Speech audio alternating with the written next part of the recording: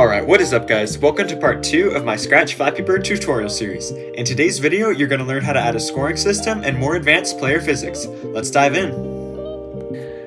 Okay, so just starting out here, you're going to go ahead and make a new sprite. And this one you're going to call it timer, because when we start the game, we don't want the player to just immediately drop. We want there to be a little bit of a wait, so we're going to add a timer. So go ahead and make a new costume and call it 3. And inside this costume, you're going to make the number 3. And then you're going to center that up right there, and you're going to duplicate this 3 times. Next one is going to be the number 2, last one's going to be 1, and we're going to duplicate it one more time. We're going to call the last one start, and then change the one that says 2, the other one stays 2, and then change the costume to 2, and repeat the process as you see on the screen. Okay, and then now that you have all of these, make sure they're all centered up and nice, and then we're going to make the last one and go ahead and name it start on there. Just like that. Go back to the code tab, add a when green flag clicks block, and then say go to x0, y0. This is going to put it where we want it on the screen. And then next up, we're going to say go to front layer, and then switch the costume to 3. We're going to wait 1 second.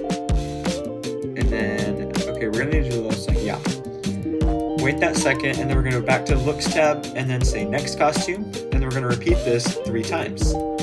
So add a repeat 3 block over that. And then after this, we're going to broadcast a new message, name the new message start game. Just like that. And then we're going to see how this runs.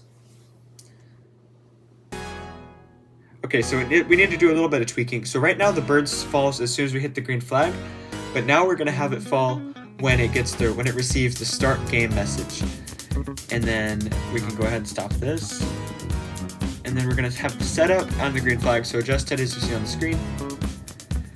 And then just like this, you're going to see our bird falls after the timer runs out. Okay, something's still a little bit off. I think we're going to need to add a wait 1 second at the end there, so you get a little more time to react. And then once you do this, we're just going to hide and then show at the top there. We're going to see how this runs. Okay, I noticed our last problem.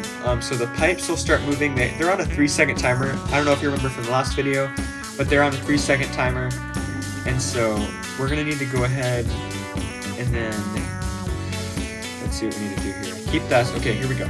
These are on a 3-second timer. So instead of having this trigger when the green flag is clicked, drag the forever loop down, attach that to the when green flag clicked, and then when I receive start game, we're going to go to that one. And then just like that, we should be good. There we go. So now we have a lot more time to react instead of just jumping straight into it. Just like that, we have that. Looks good. Next up, we're going to add our scoring system. This is going to be a very big part of it. Just gives that little competitive edge. And then make this score variable here. And then go ahead and we're going to set our score to 0 when the green flag is clicked. And then go to your pipe sprite, and then we're just going to add some code in there to have it detect when we need the score to switch up by 1. So add a new when I start as a clone block, and then add a wait until block, and we're going to say wait until our x position is less than the x position of the bird. In other words, we're going to wait for the pipes to be to the left of the bird. Then once that gets triggered, we're going to increase our score by 1. So just like this, if our x position is less than the x position of the bird, we're going to change score by 1. Here we go. And now let's make it full screen and test this out. Looking good. Now once we cross this pipe, okay, there we go, it increases by 1. It's working great. Oh, I can't beat my own game, but... And then, so that works nice. Now we can go ahead and move on to the bird. And we're going to just adjust this one too to, what's it called? Trigger when we receive the start game message. And then we do this. And everything is looking good so far. Okay. And next up, go over to your control tab. And then we're going to say, inside this, we're going to say if we're going to make a new variable and call it alive. if alive equals 1, then we're going to be running our game. So I'm going to give you the idea here. So when we die and when we lose the game here, everything just kind of disappears and poofs. But we want everything to stop so you can still see the pipes, the bird, and everything on the screen. So we're just going to have some little adjustments. Take out the stop all block. And now we're going to say if we're touching the pipes or the edge, we're going to set alive to 0.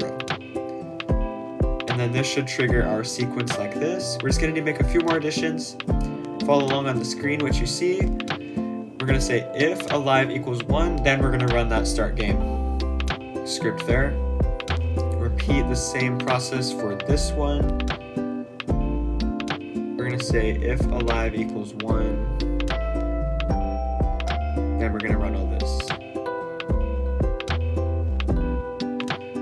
Just like that. Add that variable, and we're going to see how it works.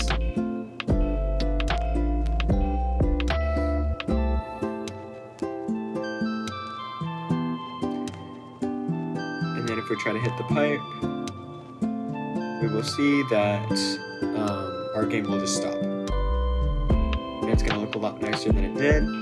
There we go. So the game just stopped, and we can still see the pipes. It just looks a little bit cleaner. And then next up, we are going to add a little bit of physics to the bird. So one of you commented in the last video, you recommended we had the bird rotate, so we're going to add that into the game. Thank you very much. And then here we're just going to make a new variable, call it rotation, and then we're going to set rotation to 65 when the green flag is clicked. And then inside this script down here, we're going to change rotation by 2. And then in our other script, when the space is pressed or the screen is tapped, we're going to go ahead and set our rotation to 65.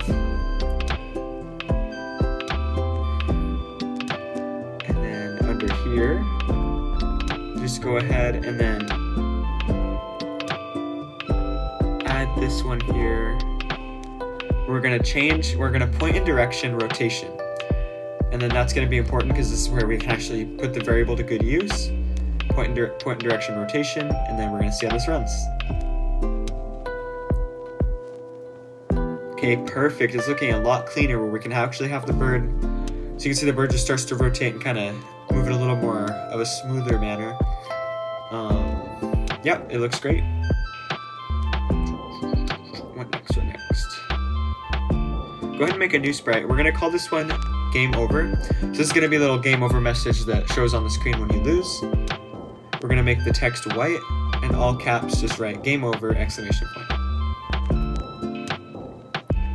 I'm going to make that a little bit bigger and then center it up. Just like that. And now we can code this one. We can say when green flag clicked, we are going to hide. And then underneath this, we're going to have, okay, so to trigger this, we're going to need a new message. So broadcast a new message when we're touching the pipes. We're going to call it game over. Name your new message, game over. Hit OK.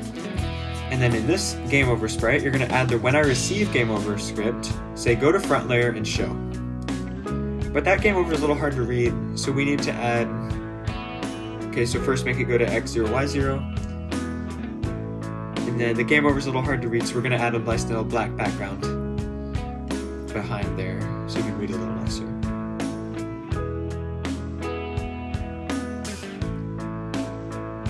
Okay, perfect. Now let's test it out.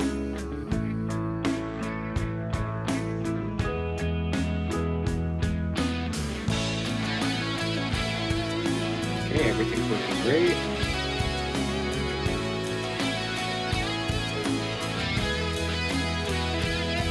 There we go. Our game message pops on the screen, and everything looks great.